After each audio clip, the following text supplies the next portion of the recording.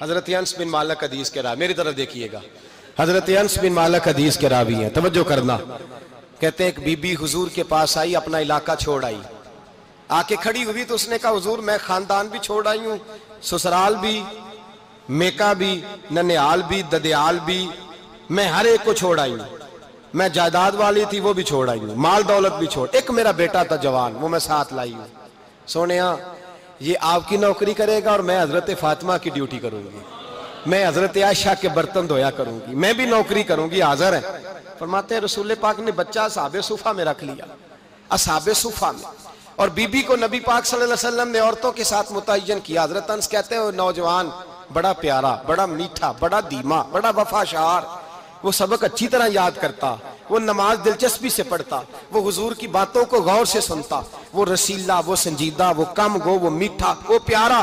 کہتے ہیں بڑی دلکشا طبیعت، اس کی مقناطیسی سی شخصیت، طبیعت کھنچی چلی جائے اس کی طرف، بڑا حسین و جمیل وہ نوجوان۔ اس ماں بیٹے کے تذکرے ہونے لگے کہ بڑی جائیدادیں چھوڑ کے آئے، بڑے مال والے، انہوں نے بڑی قربانی دی ہے، ہر رشتہ ناتا توڑ کے رب رسول سے یارانہ لگایا ہے، اللہ بڑا بے نیاز ہے۔ وہ بچہ بیمار ہو گیا، شدید علیل ہوا۔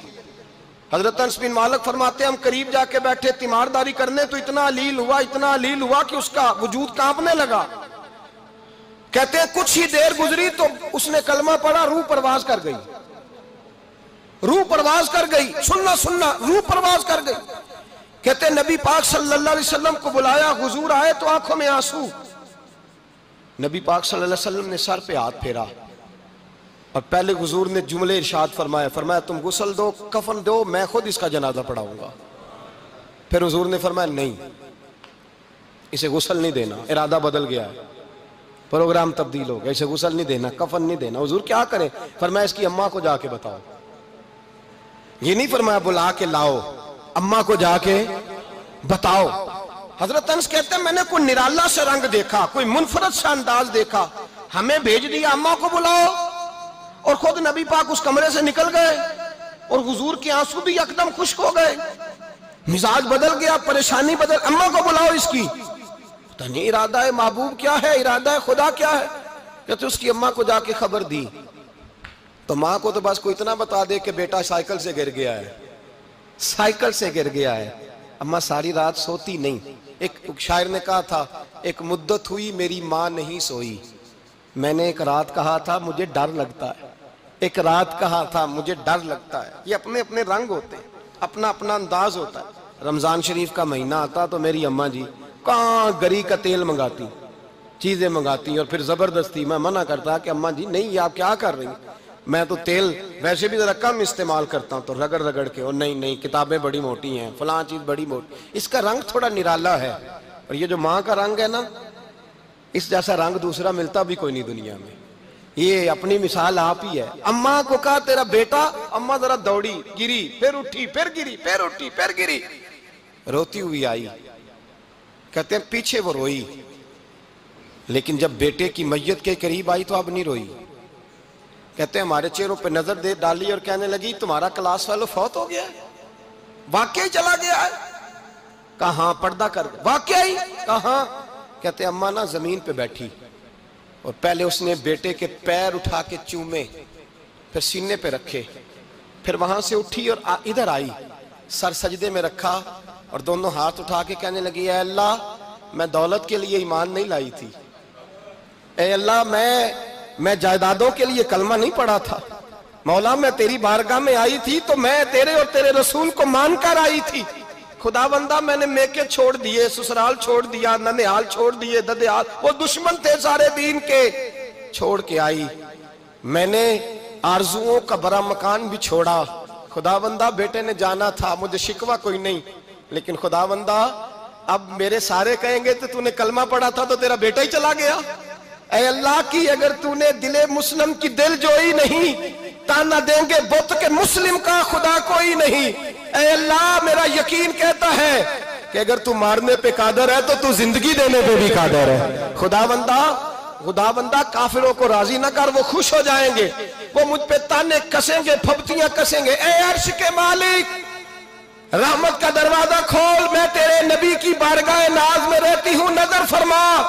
حضرت انس بن مالک فرماتے ہیں ایمان، یقین اور استقامت کے ساتھ اس بوڑھے نے جب دعا مانگی تو ہم نے مسجد نبوی کے صحن میں عجیب نظارہ دیکھا۔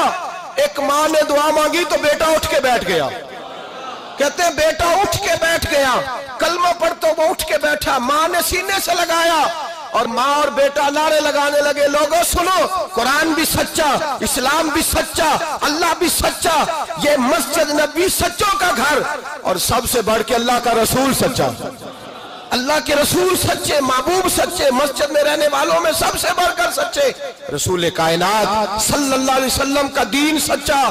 فرماتے ہیں رسول پاک کو خبر دی تو محبوب نے مسکرا کے فرمایا میرے رب کی طاقتیں بڑی زیادہ ہیں، ان اللہ علی کل شیء قدیر، اللہ کی طاقت بڑی ہے۔ ایمان تھا، یقین، استقامت، بچہ اٹھ کے بیٹھ گیا۔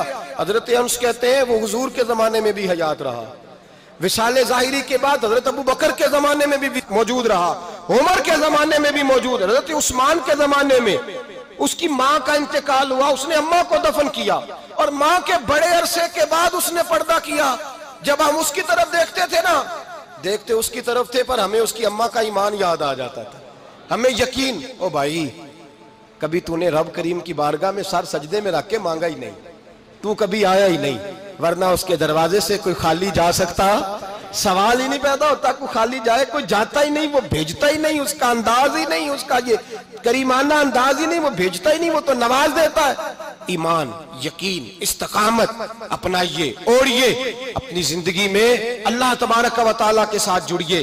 یہ دنیا داروں کے ساتھ ہم تعلق جوڑ کے رکھتے ہیں، کبھی SMS، کبھی ٹیلی فون، کبھی عید پہ مبارکباد، کبھی فلان جگہ، دنیا داروں سے جوڑ کے رہتے ہو، خدا سے جوڑ کے رہو۔ کبھی فجر میں جڑ جاؤ، کبھی زور میں جڑ جاؤ، کبھی تلاوت میں جڑ جاؤ، کبھی درود و سلام کی وجہ سے رب کریم کے ساتھ تعلق بناؤ، کبھی رمضان میں، کبھی ایمان میں، کبھی حج میں، کبھی عمرے میں، کبھی کسی غریب کی مدد میں، کبھی کسی لاچار کی مدد میں، کبھی بے کس کی مدد میں، کبھی مجبور کی مدد۔ جڑ جاؤ اللہ تبارک و تعالیٰ کے ساتھ، مضبوط ایمان، مضبوط قوت پیدا کرو، توانائیاں حاصل کرو، اپنے اندر خوبی پیدا کرو۔